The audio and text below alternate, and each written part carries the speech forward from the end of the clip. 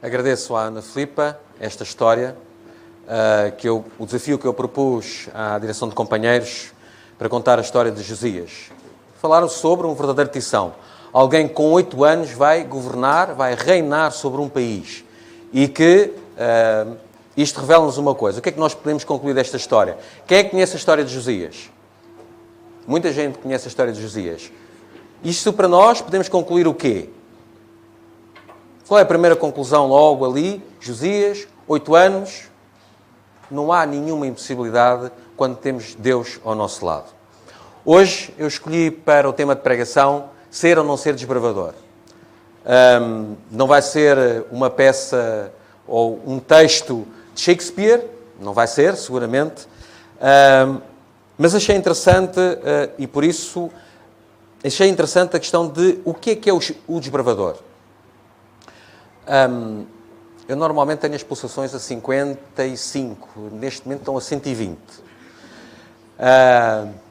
Mas é bom, e a emoção que eu sinto e esta pressão é também a felicidade que tenho de ver o clube de desbravadores, desde os rebentos até aos séniores, aqui representados e reunidos na nossa igreja para fazermos a comemoração do Dia do Desbravador.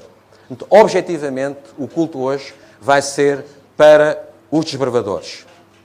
E eu penso que todos nós somos desbravadores. Eu fui à procura do significado da palavra desbravador. Quem é que se atreve a dar-me o significado da palavra desbravador? O que é o desbravador? O que é que significa? Quem quer... O que abre caminho, o que explora, o precursor. O que define o que é o pioneiro, o precursor.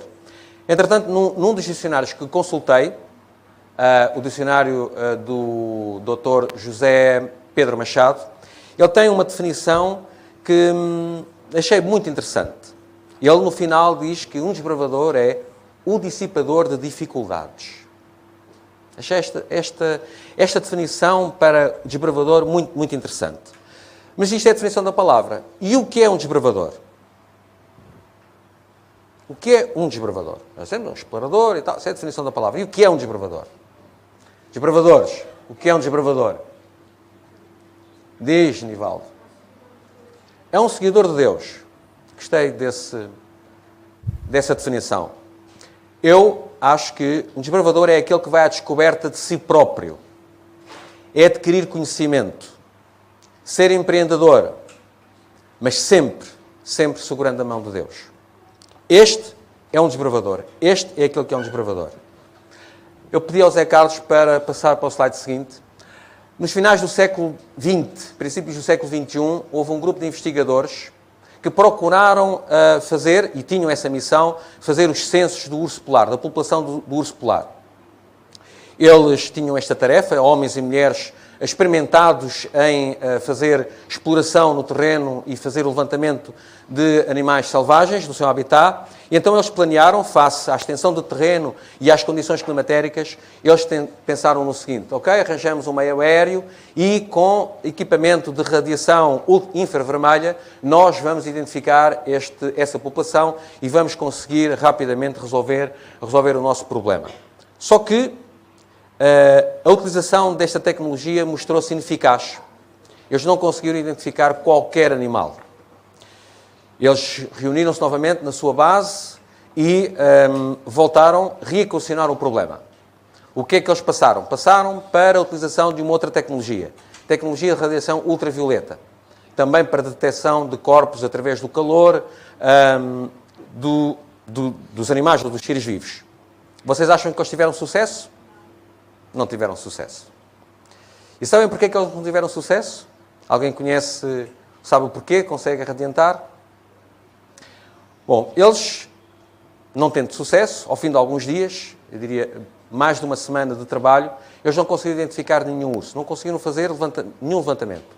Regressaram de novo à base e partiram para uma abordagem mais arcaica. Então, o que é que eles fizeram? Deslocaram-se no terreno e passaram a procurar visualmente, à luz, através da visão, encontrar esses animais. E eles conseguiram encontrá-los, porque eles estavam lá. Mas porquê é que eles não conseguiram encontrar estes animais utilizando uma tecnologia muito avançada? Radiação infravermelha, radiação ultravioleta. Porque eles acabaram por descobrir que o pelo do urso, quer o pelo mais exterior, quer o pelo interior, é totalmente transparente. Para além de ser totalmente transparente, não é branco, é transparente, é oco por dentro. E ao ser oco por dentro, o que é que acontece?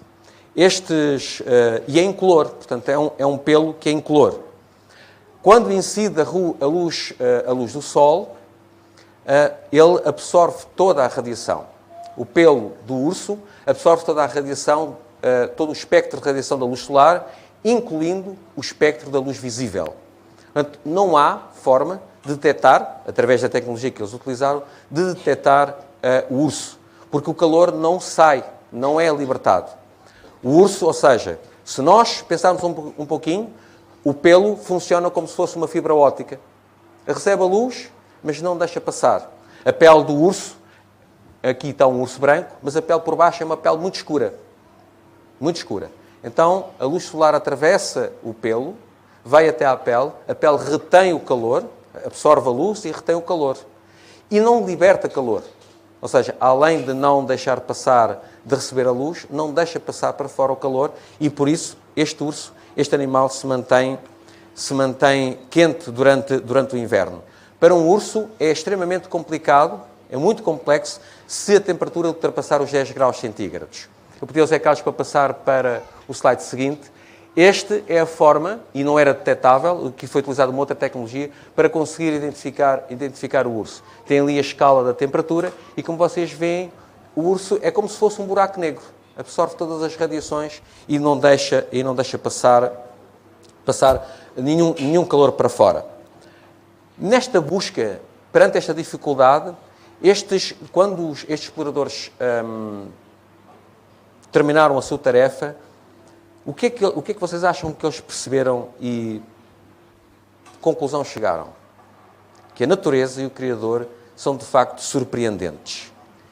Estes homens, estes investigadores, de facto foram verdadeiros desbravadores. Eles, perante uma dificuldade, fizeram 2 tentativas e só à terceira, utilizando um método mais arcaico, conseguiram identificar e concluir a sua tarefa. De facto, o desbravadorismo aqui é algo muito interessante porque eles tinham que ir à descoberta e foram à descoberta. Não foi perante a dificuldade que eles desistiram. Eu pedi-vos agora para vermos a experiência de outros desbravadores, neste caso, já uns desbravadores muito antigos e que estão relatados, a experiência deles está relatada na Bíblia e está em Números, capítulo 13, e vamos ler do versículo 1 ao versículo 3. Números, capítulo 13, versículo 1 a 3. E vamos lendo depois também o resto do texto.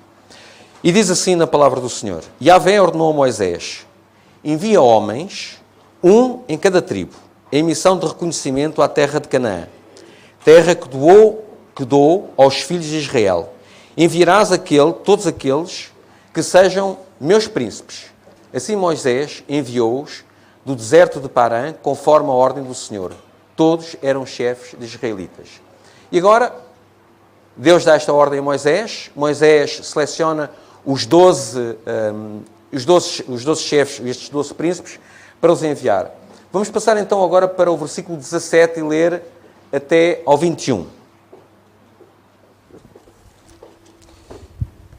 E Moisés enviou-os.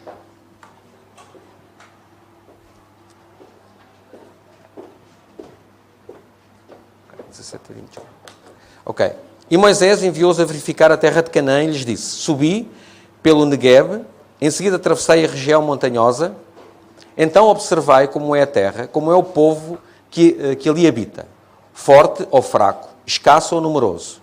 Se a terra em que vive esse povo é boa ou ruim, se as cidades em que moram não são cercadas por muros ou fortificadas, se o solo é fértil ou pobre, se existe ali floresta ou não. Sede corajosos, trazei alguns frutos da terra. Era a época de início da colheita das primeiras uvas. Subiram eles para espiar a terra, desde o deserto de Zim até Riob, na direção de Levo Hamat, à entrada de Hamat. E vamos passar agora para o versículo 25. Ao cabo de 40 dias, retornaram da exploração da terra. Nós temos 12 desbravadores que foram enviados por Moisés, com a ordem de que eles haviam de ver, o que é que haviam de pesquisar, quem é que habitava a terra, como é que era a terra, se era fortificado ou não, e eles voltaram ao fim de 40 dias. Agora lemos o relato bíblico 25, dos versículos 25 e 27 do mesmo capítulo 13. Ao cabo de 40 dias, retornaram da exploração da terra. Vieram Moisés, Arão, a toda a comunidade de Israel em Cádiz, no deserto de Pará, onde prestaram relatório a eles e a toda a congregação ali reunida. E lhes apresentaram os frutos trazidos da terra. E deram o seguinte depoimento a Moisés: fomos à terra à qual nos enviastes. Na verdade, é a terra onde também emana leite e mel, eis os seus produtos. Contudo, o povo que habita é poderoso. As cidades são fortificadas, muito grandes. Também ali vimos descendentes de Enac. Os amalequitas vivem em Negueb, os hititas, os jebuseus e os amorreus habitam a região montanhosa. Os cananeus vivem perto do mar e junto ao Jordão.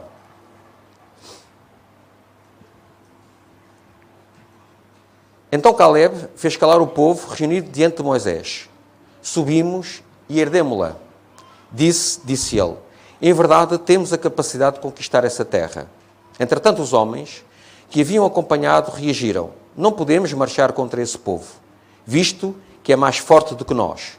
E puseram-se a difamar diante dos filhos de Israel a terra que haviam observado. A terra para a qual fomos em missão de reconhecimento é a terra que devora os seus habitantes. Todos aqueles que lá vimos são homens de grande estatura. Lá também vimos gigantes, os descendentes de Enac, diante de quem parecíamos a nós e a eles gafanhotos. Temos aqui uma primeira abordagem desta exploração que estes 12 homens fizeram a Canaã, a terra prometida de Deus. Mas temos uma outra parte do relato, e que eu gostava que lêssemos já de seguida, que está em Números, de capítulo 14, versículo 1 a 10. Então toda a congregação elevou a voz, puseram-se a gritar e o povo chorou muito naquela noite. Todos os israelitas reclamaram contra Moisés e Arão e exclamavam: antes tivéssemos morrido na terra do Egito, antes morrêssemos todos nós no deserto. E porque Yahvé nos traz a esta terra para nos fazer parecer à espada, para entregar-nos como presas ao inimigo as nossas mulheres e as nossas crianças, não nos seria melhor voltar para o Egito? E murmuravam uns com os outros: escolhamos um líder e voltemos para o Egito. Então, diante de toda a assembleia da congregação dos filhos de Israel, Moisés e Arão prostraram-se com as suas faces sobre a terra. Dentre eles, que espiaram a terra, Josué, filho de Num, e Caleb, filho de Jefoné, rasgaram imediatamente suas vestes e exclamaram perante toda a comunidade dos israelitas ali reunida: a terra que em missão fomos averiguar é muito boa, um lugar excelente. Se Yahvé nos é propício, ele nos fará entrar nessa terra e pessoalmente a dará a nós. É de facto uma terra da qual emana leite e mel. Tão somente não vos rebeleis contra Yahvé, o Senhor. Não tenhais medo do povo daquela terra, pois o devoraremos com um bocado de pão. Sua sombra protetora lhes foi retirada, ao passo que Yahvé, o Eterno, está conosco. Portanto, não tenhais qualquer receio deles. Então todo o povo começou a falar em matá-los a pedradas, quando a glória do Senhor surgiu sobre a tenda do encontro e foi contemplada por toda a comunidade ali reunida. Ao analisarmos este texto, que lemos um texto bastante comprido, o que é que foi dado a observar a estes 12 desbravadores? Será que todos eles viram a mesma coisa? Nós temos aqui dois relatos, ou duas visões distintas, duas opiniões diferentes. A primeira, 10 deles, que fez a descrição de uma terra rica, da beleza da terra, como ela era fértil, e depois também faz a seguir uma caracterização de como é que era aquela terra. Quem é que a habitava? Um povo poderoso, uma terra de gigantes, como é dito, os descendentes de Anak, do qual Golias foi descendente. Também identificaram os povos que ali habitavam, os amalequitas, os hititas, os jebuseus, os amorreus e os cananeus. Tudo povos guerreiros, povos poderosos, povos habituados à guerra. Como é que vocês classificariam esta visão, esta primeira opinião acerca que estes 12 espias deram, destes 12 desbravadores deram ao povo? Eu diria que era uma visão daquilo que é evidente, daquilo que está à frente dos olhos, daquilo que é o palpável, daquilo que é o mais, como costuma dizer, mais terra a terra. Mas temos um outro olhar. Caleb e Josué viram uma coisa diferente. Se nós relermos o que está no versículo 30 do capítulo 13, o que é que Caleb diz neste versículo? Então Caleb fez calar o povo, reunido diante de Moisés. E Caleb diz o seguinte: subamos e herdamo-la, disse ele. Em verdade temos a capacidade de conquistar esta terra. E também no capítulo 14, nos versículos 6 a 9, Caleb e Josué dizem o seguinte: de entre aqueles que espiaram a terra, Josué e Caleb, filho de Junofé, rasgaram imediatamente as vestes e exclamaram perante toda a comunidade dos israelitas ali reunida: a terra que a missão fomos averiguar é muito boa, um lugar excelente. Se Deus nos é propício, Ele nos fará entrar nessa terra e pessoalmente a dará a nós. É de facto uma terra da qual emana leite e mel. Tão somente não vos rebeleis contra Yahvé, contra o Senhor. Não tenhais medo do povo daquela terra, pois os devoraremos como um bocado de pão. Sua sombra protetora lhes foi retirada, ao passo que Yahvé, o Eterno, está conosco, portanto, não tenhais qualquer receio deles. Da opinião de Caleb e Josué, nós poderíamos tirar 3 conclusões. 3 lições importantes. A primeira, eu diria que com os territórios que Deus nos dá, virão sempre dificuldades. Com aquilo que Deus nos dá, haverá sempre alguma dificuldade. Dificuldade que tem que ser vencida, que tem que ser ultrapassada. Não foi assim quando o povo de Israel atravessou o Mar Vermelho? Não foi assim quando o povo de Israel teve que atravessar o Rio Jordão? Perante aquela dificuldade, o povo teve que avançar. A segunda lição é que os obstáculos têm que ser encarados de frente e ultrapassados mediante total confiança em Deus. A terceira conclusão que podemos tirar do relato de Caleb e de Josué é que a vitória não é uma probabilidade. A vitória do crente não é uma probabilidade. É uma certeza. Com Deus não podemos falhar. Não há hipótese de falhar. Vocês acabaram de ouvir a história de Josias. Quantos anos tinha Josias? Quantos anos tinha Josias? 8 anos. Foi ou não foi rei de Israel? Por quantos anos? 31, salvo erro. 31 ou 38. Mas mais de 30 anos. Por isso, a visão destes desbravadores, de Caleb e Josué, dá-nos uma outra perspectiva do que é o olhar do desbravador. Eu diria que é vermos com os olhos de Jesus. Olhar para onde mais ninguém consegue olhar. Destes 12 desbravadores, que nós acabámos de ler o relato, que foram observar a terra, quais destes são desbravadores? Verdadeiros desbravadores. Desbravador é alguém que explora, observa e cuida da natureza. Isso é uma das nossas leis. Certo, desbravadores? É um dos nossos mandamentos na nossa lei do desbravador. Cuidar, observar e explorar a natureza. Cuidar do oikos, a casa que Jesus fez para nós. E nos entregou para nós preservarmos e cuidarmos. Interessante que se nós olharmos à nossa volta para a natureza, para aquilo que Deus criou, para aquilo que Jesus nos proporciona, o homem fez grandes avanços. O homem criou algo que foi útil e é útil para toda a humanidade.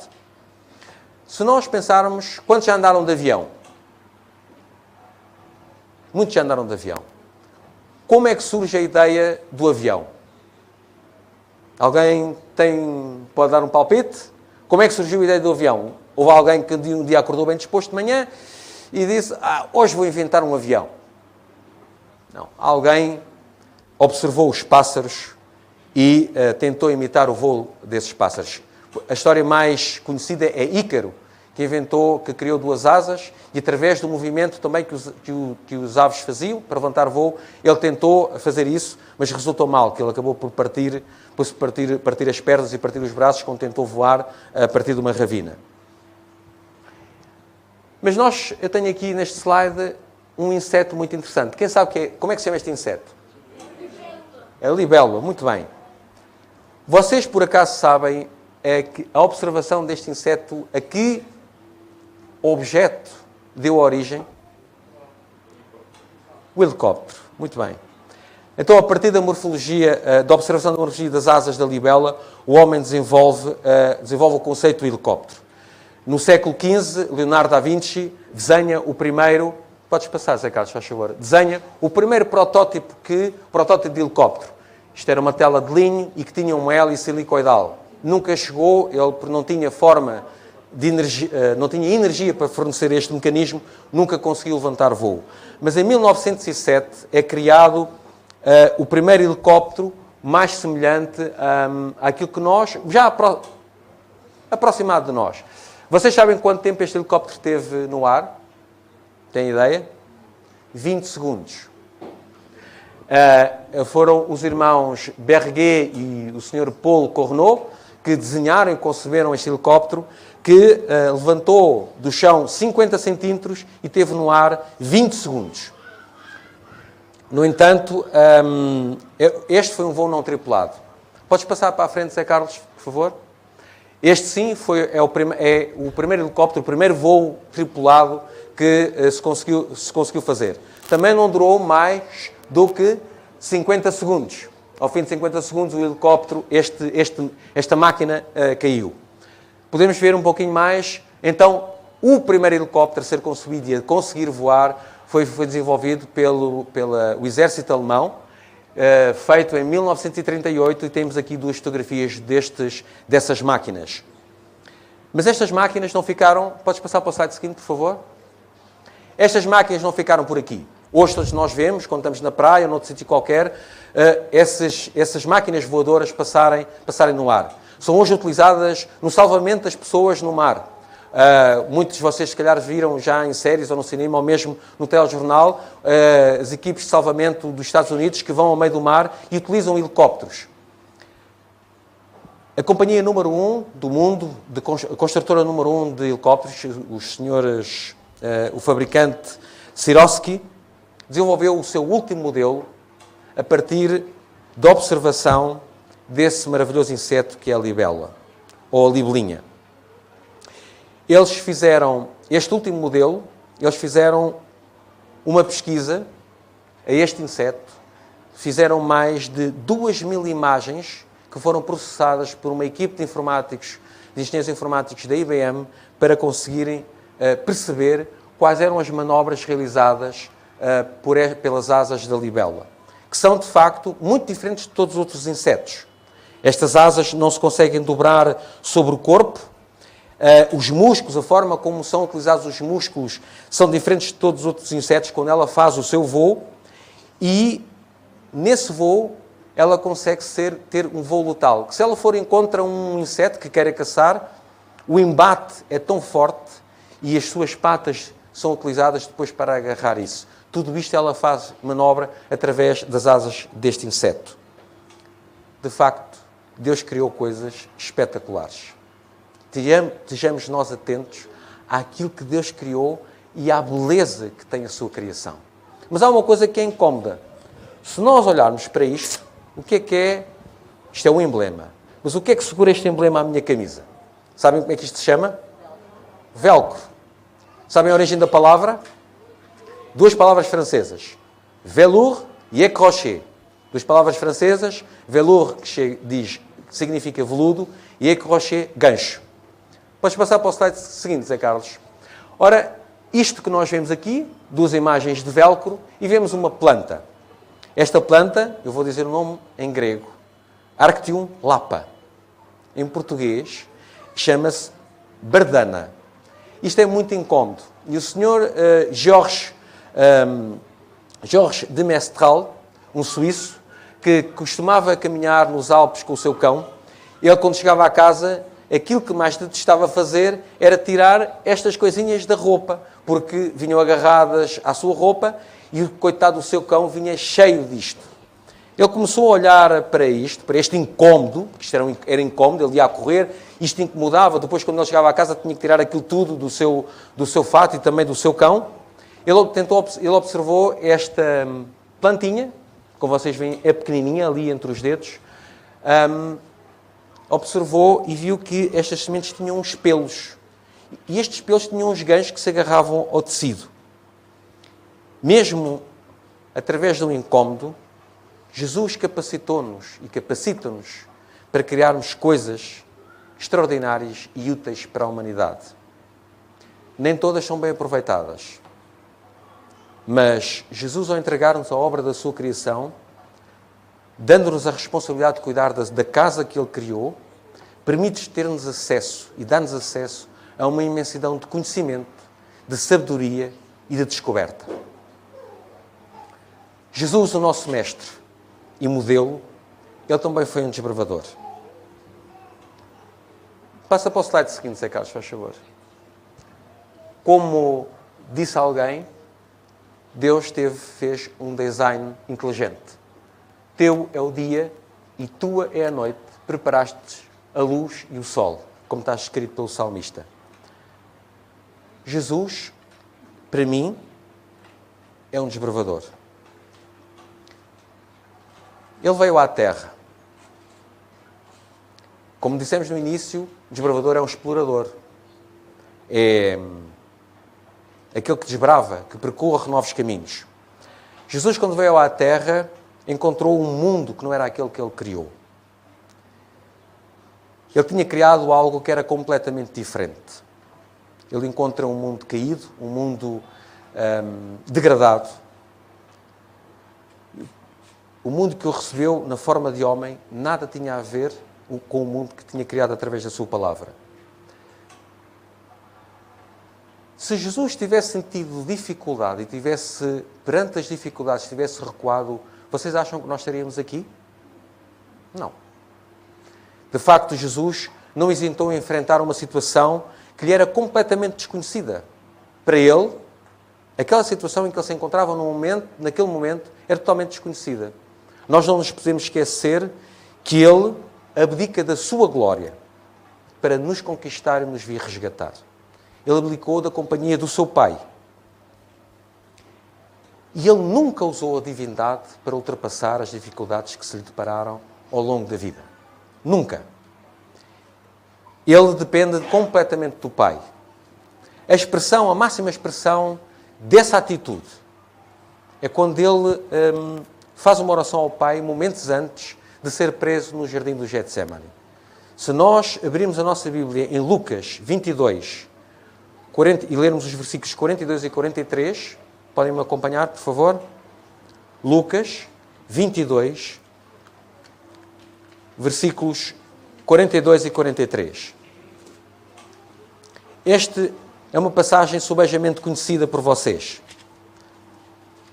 por todos nós.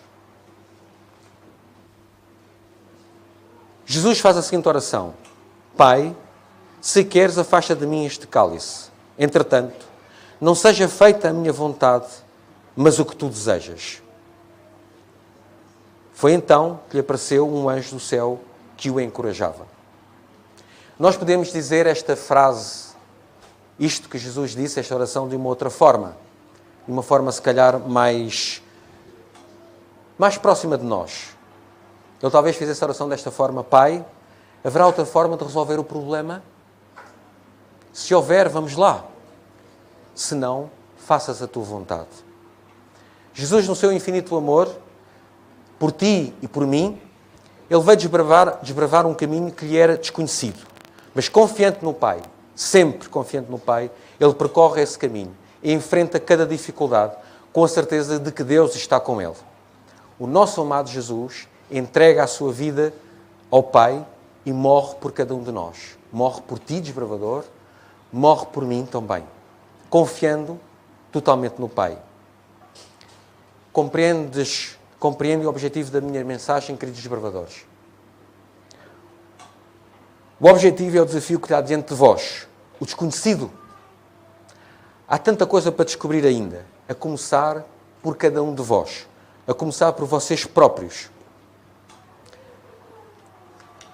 Apesar das maravilhas da criação de Deus, já conhecidas, será que ainda não há nada para descobrir? Será que vocês não têm nada para descobrir? Certamente que há alguma coisa para descobrir. O mundo está diante de vós. São vocês verdadeiros desbravadores? Pensem naquilo que nós lemos no relato bíblico de Caleb e Josué, daqueles que foram explorar a terra de Canaã. Dos 12, 2 eram verdadeiros desbravadores. Ainda que se esgotem as possibilidades de se descobrir, aqui nesta terra, algo de novo, o apóstolo Paulo traz-nos alguma coisa, coloca diante de nós uma perspectiva maravilhosa. Como ele escreve em 1 Coríntios 2,9. Procuremos, abramos a nossa Bíblia em 1 Coríntios 2,9.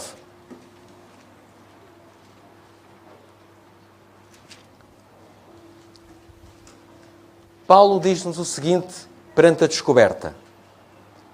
No entanto, como está escrito, olho algum jamais viu, ouvido algum nunca ouviu, e mente nenhuma imaginou o que Deus predispôs para aqueles que o amam.